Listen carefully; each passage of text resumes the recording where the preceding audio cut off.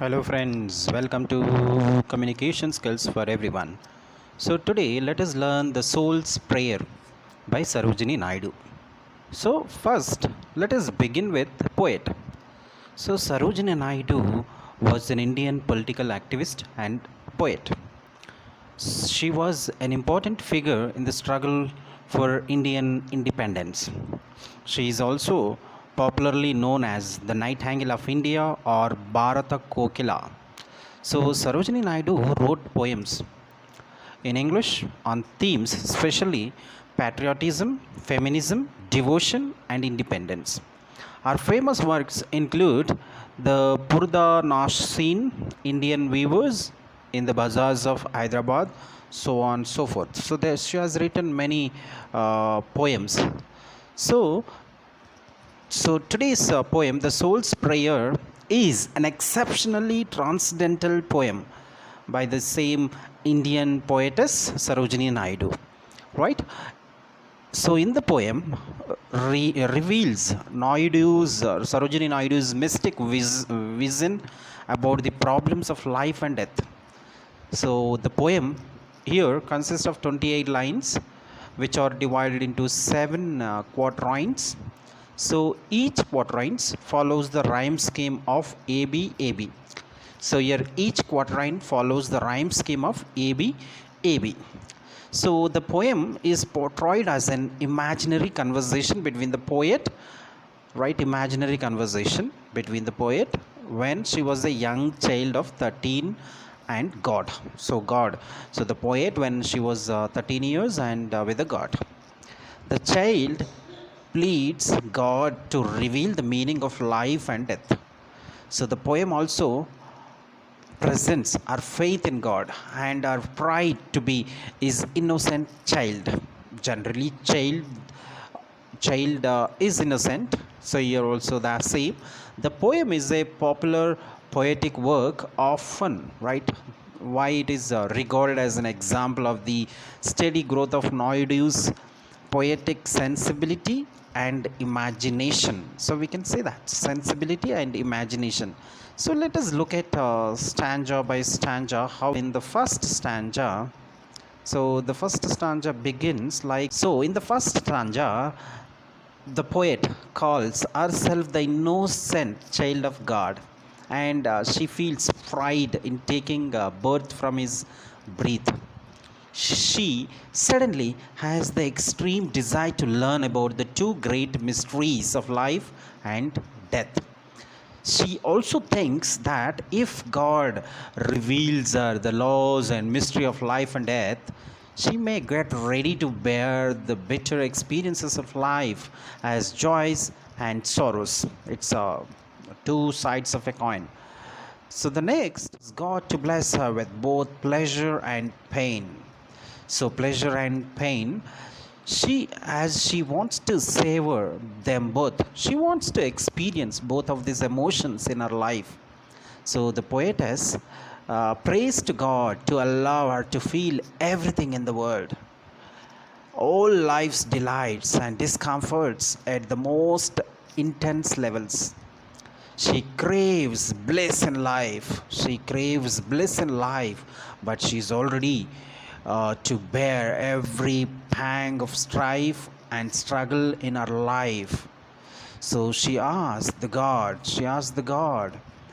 not to hold back any of the griefs or delights. She craves the bliss of love, and which in turn enhance our life. But she also wishes to know the deep secrets of the grave,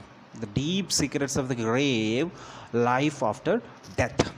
She is very much delighted about it because she knows that the soul might not have to come back to deal with the vagabond issues, right? Vagabond issues.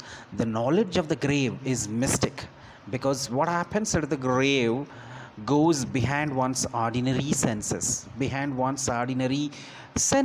That's what God listens. Right here. God listens to the child's prayer and prays back in a low and austere voice. He promises the poet that So he will pay attention to her request and will bless her soul with the knowledge of asceticism and desperation, both at their peak. So the poet here, Sarojini Naidu, will be disciplined about all these intricate emotions. Intricate emotions. The poet here will also know the flavor of both emotions, right? Here, both the emotions may be good or bad. She will be pleased and honored and would also enjoy passionate love. So, however, she will also bear agony and miseries, which will act as the cleansing flame to uh, terminate all her urges or desires. So, God informs her that after having experienced all the love, comforts, and highs and lows of life, her soul would not be satisfied, but it will crave to be released from the prayer.